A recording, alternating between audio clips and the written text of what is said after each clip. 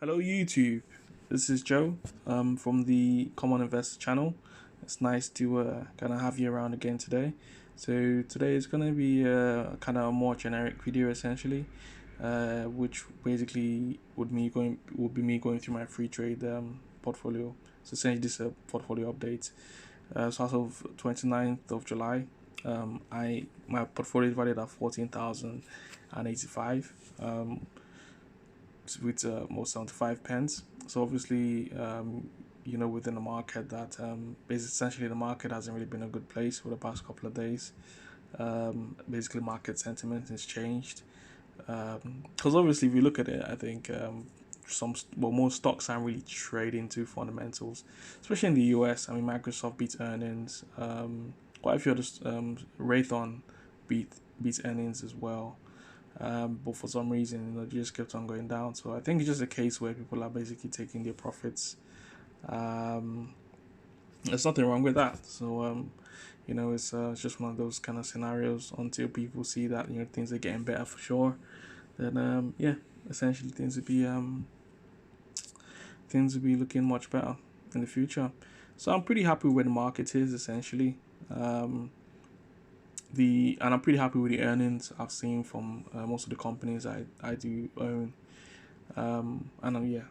It seems like once the whole COVID-19 thing has died off, then all the vaccines out and everyone's getting vaccinated, people are back to work and all that. Essentially the company should be doing pretty well. Um, as of today, I'm up, 1,000, almost 1,200 essentially. I've had a big drop. I didn't sell any stocks or take any money out. As of the 23rd, my portfolio was about £400 more essentially, but it's just kind of dropped over the past couple of days. Um, which is not a problem for me essentially. What's a problem for me is that, as you may know, I changed my trading 212 to I changed my ISA to trading 212. So I've not put any money into this account since then. So what I do have now is I just have about 1.7% of cash left, which is £200 basically. So I always have to kind of rearrange my portfolio just to kind of give me a bit of cash to buy into stuff.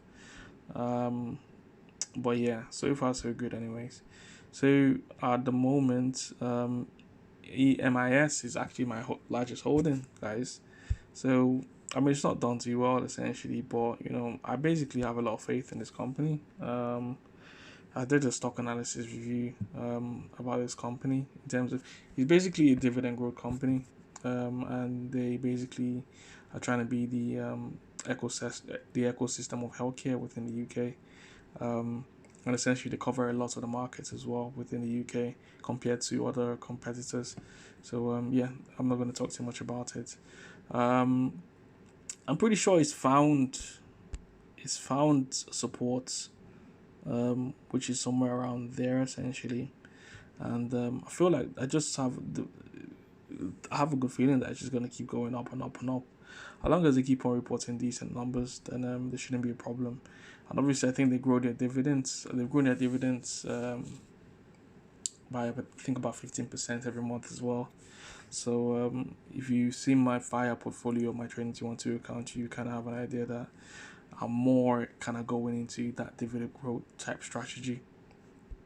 Um, at the moment I'm down 2.85% on this stock, but it's one of those I'll just keep buying into them as I go on. So just because I have faith in the company. Um, the next stock is Microsoft, and I have bought into Microsoft recently. I kind of bought before the earning announcement because I thought it was gonna go up. So I bought like an extra £100. It went. So I bought that about $211, and then it ended up going down to about 202 or 203. And I bought again after that. So I spent, I think I put in about, there you go. So about $200, basically £200 into this so far. I mean, I feel Microsoft is it's a no brainer basically. Raytheon had good earnings, but they beat their they beat their EPS and beat revenue targets as well. But obviously for it's just a case where this sector is not just doing very well. I mean, the only reason Raytheon beat their earnings and their revenue essentially because the defense sector of their business did really well. But obviously they deal a lot with like airlines and stuff as well, and basically airlines, any stock that has anything to do with airlines, luxury, not luxury, leisure and travel, is pretty much getting hit right now, due to the spike in levels in different parts of the world, and kind of lockdowns. People are talking about lockdowns starting again, or maybe people have isolated lockdowns essentially. Um, yeah, so I am down 13.02%. I'm pretty confident with this actually. I mean, it had pretty decent earnings to be honest with you, so you can imagine when things are going good. So I'll definitely be increasing more my holdings in that one. AbbVie essentially it's just been there. It's not really done much to be honest. Yeah, so this is kind of helped my portfolio to be nice and stable.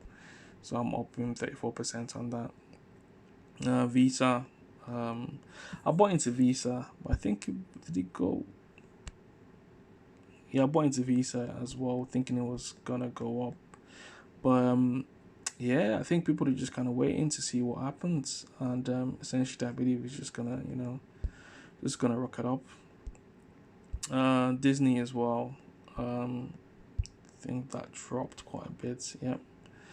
Um, and by the way, guys, just kind of found out that Disney are thinking about creating a theme park in the UK, somewhere in Kent. So that's going to be quite interesting, actually, if that happens. But I think what the thing about Disney is that they've done a big acquisition. So from a debt point of view, it's not really where you want them to be. But it's still a big company. They're well diversified, and it's not really going anywhere to be honest with you. AT&T as well. I think their earnings wasn't that good, so which led to them dropping a bit. But really, they didn't drop below. Um, yeah, they didn't really drop below 29, as far as I'm concerned. Um, so that's pretty good in my books actually. So it kind of seems like this 29.30 is a good support level for AT&T. Obviously, they have huge amounts of debt as well. Um, they they've basically postponed quite a few movies. You know, in terms of release due to the whole COVID-19 stuff. There's some movies that's supposed to be released in the cinemas, or they want to release in the cinemas, but they can't. So a lot of these have been kind of postponed to like 2021. So that's they're kind of taking a hit due to the whole COVID-19 issue. But I mean, they still got loads of cash flow. Cash flow is still pretty good within the company, so I'd still expect them to pay dividends and all that. Um, Tate&Lyle, staple company basically. Is a yeah. I think most dividends investors in the UK would have probably heard about this one. It's just one of those nice stable companies. It doesn't really go anywhere. Essentially, it pretty much trades within this range. And yeah, it's just one of those that they pay I guess an average dividend essentially, but they pay consistently, and also they increase their dividends I think by 5-6% every year.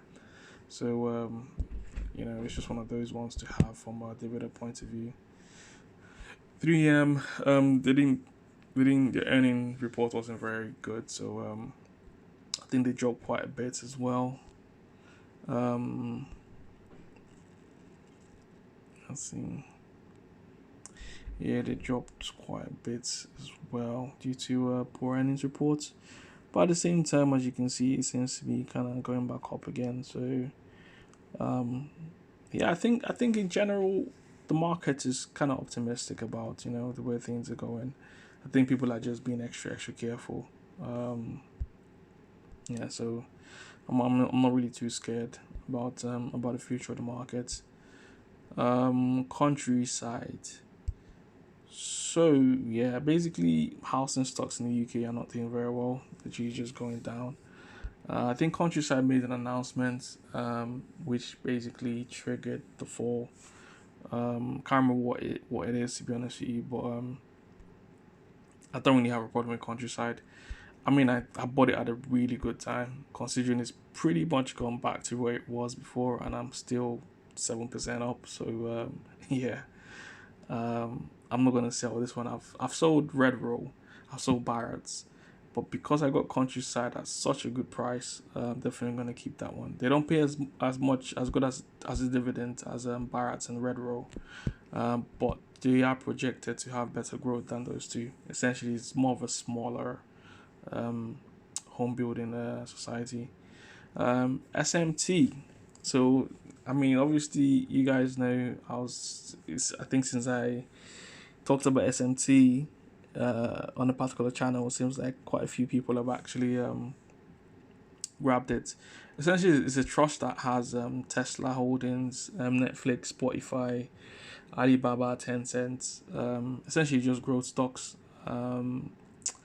And it was just my way of getting into Tesla because I was looking at Tesla when it was close to like all time high. So rather than get into Tesla directly, decided to go through SMT, and it's done pretty well. As you can see, well over the last since March essentially, it's literally gone up quite a lot. But obviously, Tesla's basically dropped a bit. Spotify jumped up today.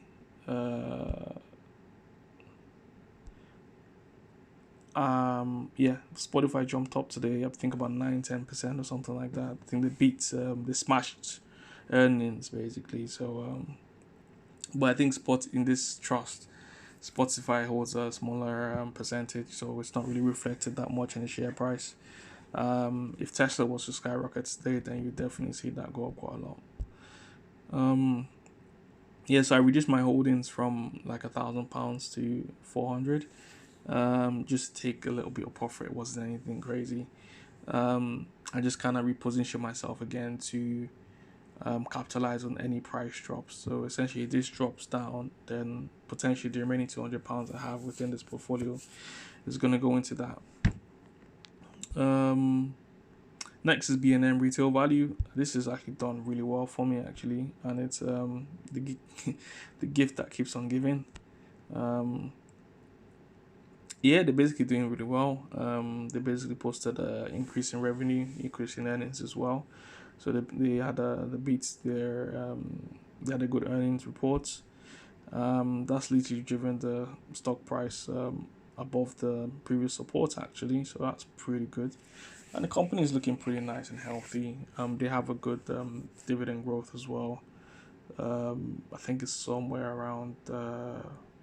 Actually, I don't want to say, but they do have a good dividend growth because I've got it in my fire portfolio as well. Highland Gold, basically gold prices are going through the roof. So essentially, yeah, this was one of those ones that as you can see, it's literally just shot up. This was literally going down for a bit. All of a sudden, I kind of picked it. I bought a bit around this time. Let's see, what did I buy? Yeah, I think I bought about close to like £100 worth around that price point because I did see it had pretty much found a new support, and the volume of buys basically were going up. So that kind of and also with the sentiment of the market, I kind of use all those to kind of decide, I'll just buy a bit more. Because I was quite high already on that. I think I was about 20%. So I just kind of actually averaged up on that. But because of the quick increase, I am up another 20% essentially, so 43%. Boohoo, yeah, everyone knows the story of Boohoo. I mean, it's been the story for the past 2 weeks on YouTube. So I used to have about £800 worth of Boohoo stock. It's just basically due to my experience with Wirecard, where you don't really know what could come and hit you. So I took some profit off Boohoo. Wasn't a lot as well. I think it was about 7% or something like that. Took some profit, reduced my holdings within Boohoo. As a whole, I think it's pretty much free money because I don't feel like they're gonna find anything, and obviously the media seems to have kind of died down about the whole story about um, them paying their workers minimum wage, or not really them paying, but a factory that they contract. Um, that factory essentially is paying their staff minimum wage, something like that. So yeah, that's kind of dying down, and potentially Boohoo people are just gonna start buying straight into Boohoo. I've seen some bad people, people are brave, putting like £5,000, £7,000 in Boohoo. You know, it's good. It's to be honest. I mean, I'm not a financial advisor or anything like that. It's your risk. Um, I like to minimize my risk as much as possible, even though I know it's a short banker. Um, I rather just have a steady growth. I think that's my aim now. Pfizer, I had Pfizer before. I think there was a time Pfizer was actually my top holding. I had like maybe 1,500 shares of Pfizer. Um, but however, I did sell that, and I've averaged into Pfizer over time because it dropped back to a price that that kind of caught my interest. Yeah, so yeah, it dropped back to about 32. So I started buying in from there. And essentially, Pfizer they're working on creating a COVID-19 vaccine, and they're getting really good results as well. Um, in conjunction with AstraZeneca, so they're getting good results as well. And yeah, essentially that's kind of driving the stock up. Aviva has basically not moved anywhere. Um, Aviva, yeah, it's basically just been there. Probably just waiting for to see how the claims and all that kind of stuff is gonna go. I've sold out my legal in general. Um, I just feel like, especially so Aviva is basically acquired a company called I think it's Wealthify. It's I think it's similar to Moneybox or something like that, and it seems like they're taking a more they're trying to drive for growth now. And I think from a cash point of view as well, Aviva is in a much better position than legal in general. So I'm with there's another YouTuber that really has a lot of faith in Aviva. I think I'm kind of on his page as well in terms of I think Aviva might be stepping up their game, and we might see some stock price appreciation for Aviva. And really, to be honest, it hasn't really recovered from when they said that they were gonna um, cut your dividends. That's where this big drop happened essentially. So even if you do buy it around this point, definitely when things go back to normal, if all these claims and all that kind of stuff basically have been resolved with no serious detrimental effects on the actual insurance industry, then I would say it would go back to around £4 again, and so essentially you should get quite a good return for your money if you even if you buy it now. But that's a risk you should be willing to take if you want to take that risk. But yeah, definitely I would see it's if everything goes okay, it's definitely gonna go back up to £4. Smith and Nephew, they didn't. They recorded. They missed earnings actually. Um, However, it just shows you how resilient this stock is. I think so. I think they reported numbers today. Today. Hold on. I think it was today they reported numbers, so it dropped a bit, and literally it's recovered. It's basically recovered again, and it's actually gone back higher, even though it's actually missed earnings. So I think this is one of those.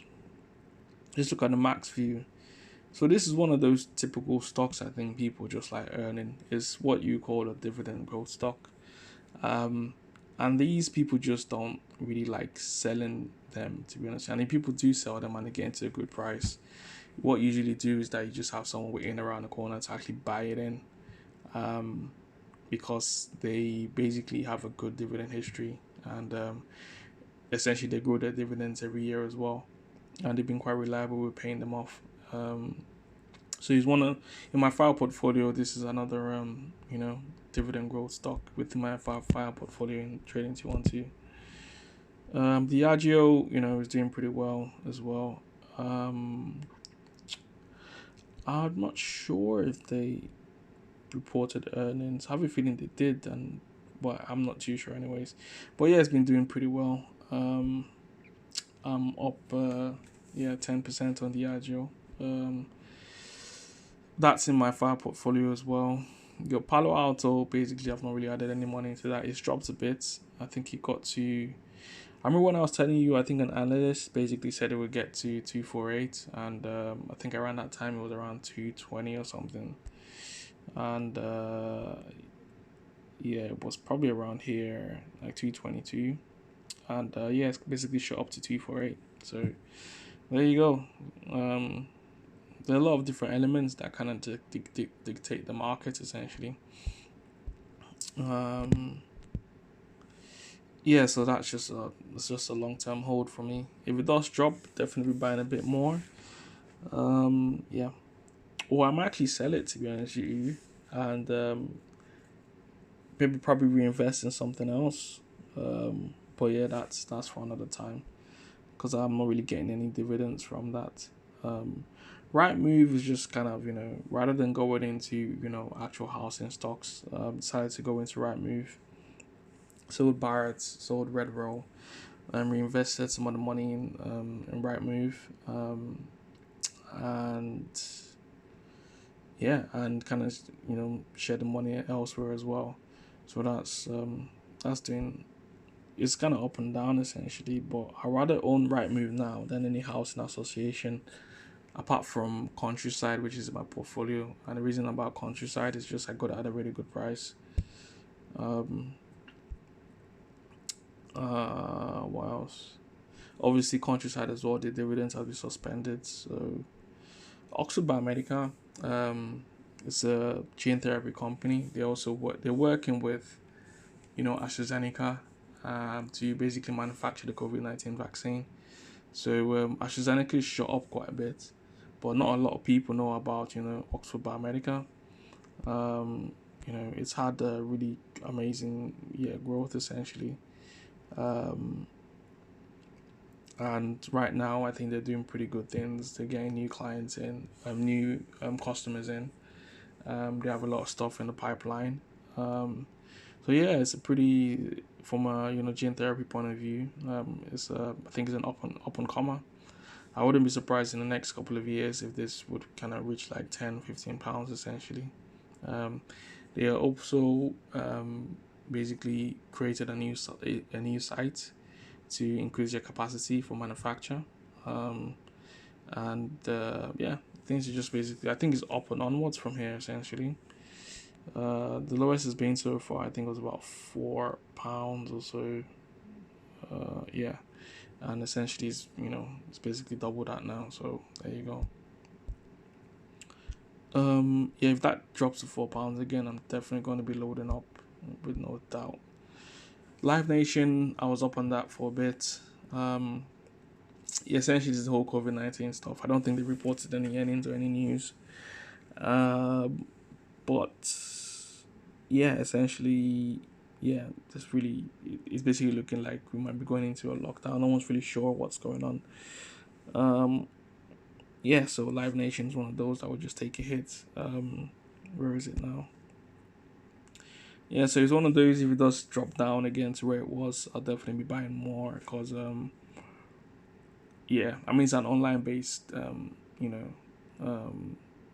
company, essentially. So operating expenses would be I'm expecting not to be that much, so they should be able to cope with I don't believe the company is going to get shut down anytime soon, to be honest with you. Which is why I'll be loading into this as well from a long-term view.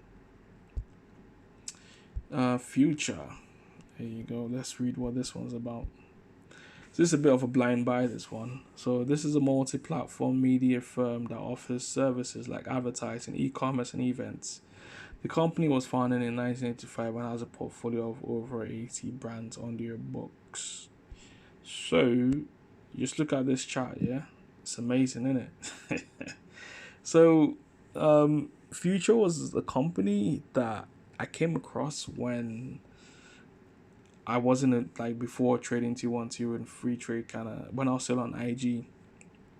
Um, they basically, well, they basically have um, uh, a good balance sheet essentially, and they have a very good growth as well.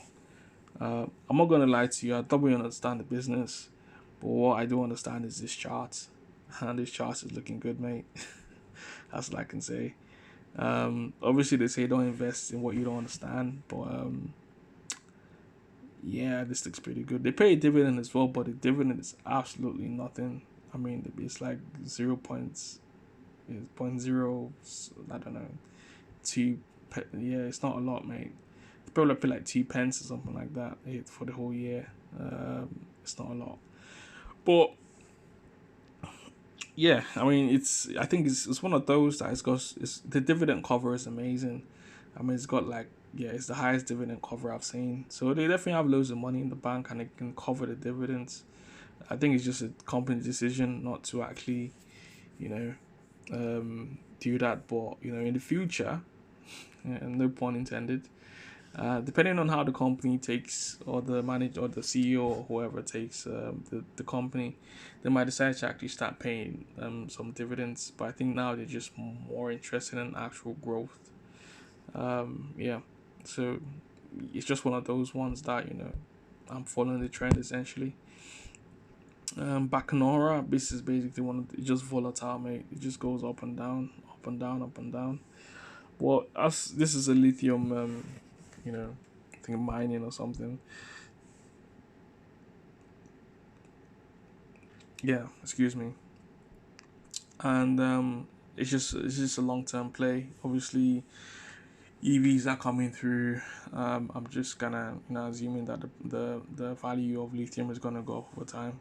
Um, except maybe some hydrogen power type systems come into play. But for now, it's looking like lithium is the one. Um, which is why this stock basically it can be 8% today and then back to like -10% tomorrow. So it's quite a volatile one, but I think from it's one of the few companies that they believe is going to be able to be profitable from lithium extraction, or yeah. So yeah, it's one of the few companies that essentially is looking good from that perspective, which is why it's in this portfolio. Fresnello is probably my highest riser actually, but it's gone up like what 50% or something like that in the past month. 7% in the past week. Yeah, literally, it's just sharp just because of gold and silver prices or precious metals essentially. Um, yeah, that's basically it. I mean, I've not heard of any news to be honest with you, and I think it's probably overvalued now to be honest. But gold just kind of drives everything up right now. All the mining, Polymetal International, that's doing really well as well. Iomat, so this is a new addition to the portfolio. It's one of those ones that I believe in the long run looks like a potential to be a good dividend growth stock as well. Essentially, it says web services.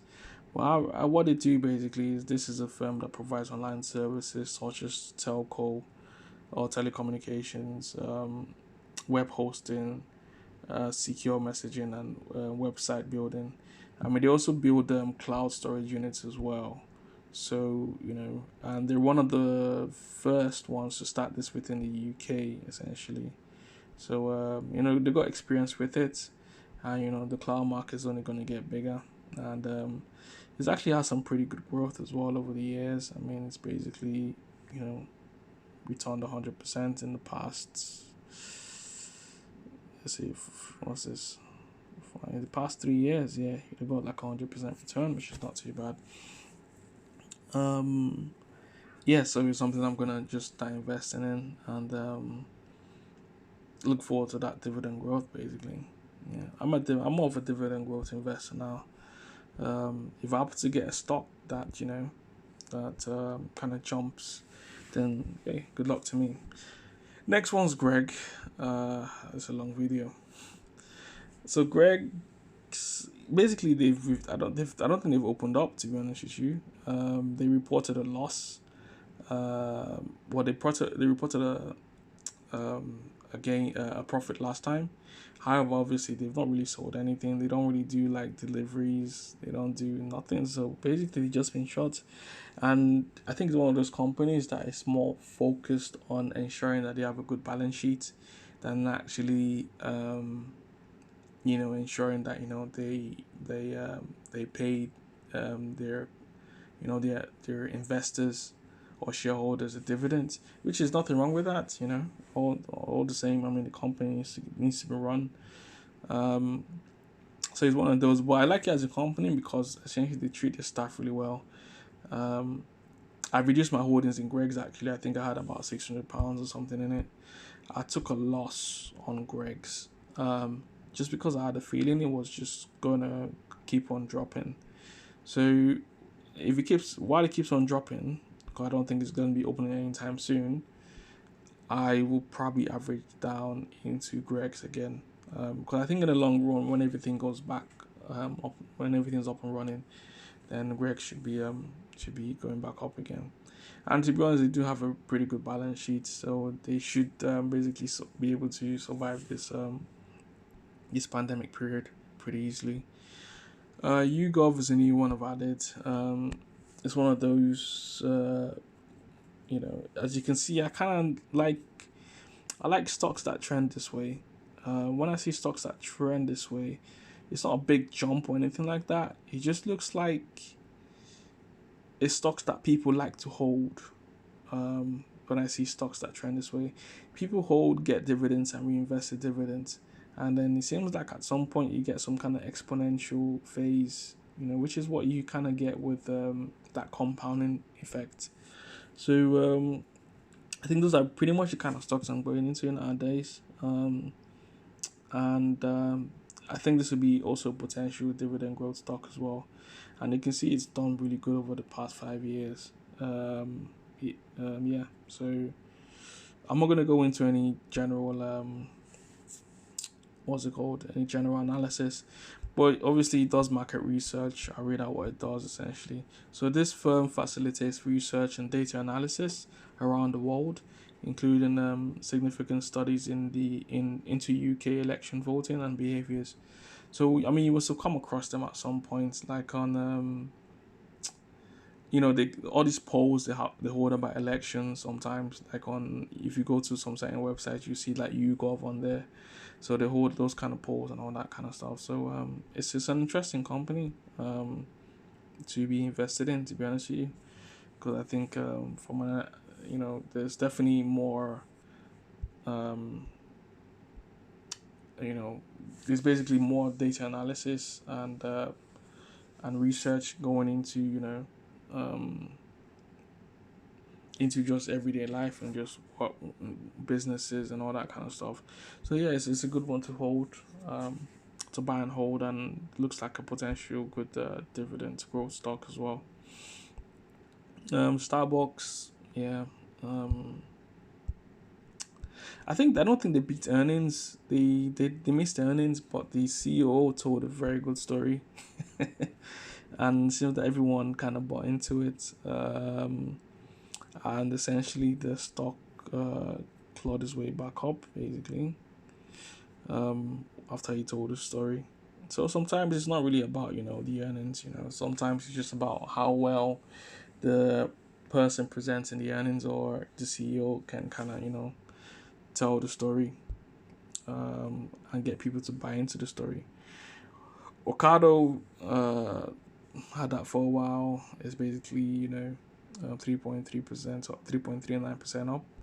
Computer Center added some today. I was 50% up today, but I added another 40, well, I guess 40 quid I bought today. And yeah, I feel like this is just gonna keep going up. It's one of those, isn't it? Yeah, so we'll just see. Because the earning reports is pretty good. Avast haven't really added anything to Avast. It's still up 30%. GB, considering actually adding, actually, yeah, I think it's got to about the level I was waiting for. So tomorrow I'll be adding a bit more to GB, a GB group rather. Uh, and for those that don't know, this firm is a software provider as well. So GB Group provides technology that allows businesses to verify and identify, uh, the identity and location of their customers, spanning over 4 billion people worldwide, safeguarding against fraud. So it's one of those that it's essentially needed. It's not something that's out there essentially, but they kind of work in the background to kind of prevent fraud. So yeah, I think that's only going to get better. Upwork, pretty much hanging in there. I'm up 7.31%. It kind of goes up and down basically. I reduced my holdings in Upwork just to take a little bit of profit. That's when I saw the economy, what it looked like the economy. People were getting more, you know, basically what before the whole spike discussion started happening. So it seemed like people were, getting more comfortable going back to work and all that stuff. But then now it seems like we're back on a downtrend essentially in terms of, the economy opening and all that. Keyword Studios. I'm up 30% on that. That hasn't really changed to be honest with you. And RWS, I'm up 18.68%. Yeah. So that's essentially my whole portfolio, guys. I've not really gone through each stock like this before because I've got quite a few, and obviously it takes quite a while. But as a whole, I'm pretty happy where my portfolio is. I mean, I've not really gone up. I've kind of been around the 1,000 range for a bit. Obviously, at some points I was about 10% up. But yeah, I'm pretty happy with where the portfolio is. To be honest with you, I haven't lost any money. Well, I've lost money, but I guess overall I'm still £1,000 up, and I don't know if I've got any dividends. Yeah, well, I got a dividend from Cisco, but I sold that already. And I got a dividend from RSW of 24 pence. I think that should be about it for dividends.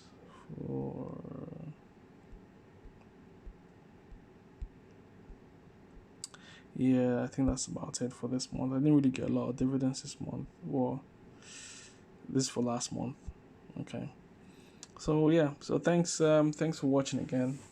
This is a bit more of a chilled out video. Yeah, just to kind of go through each of my stocks. And if you want me to actually do like an actual in-depth review, I've only done one in-depth review, which is for EMIS. I really don't want to do reviews for companies other people have done reviews for, because I think theirs are pretty good as well. Probably much better than mine, to be honest. But I'd rather do for stocks that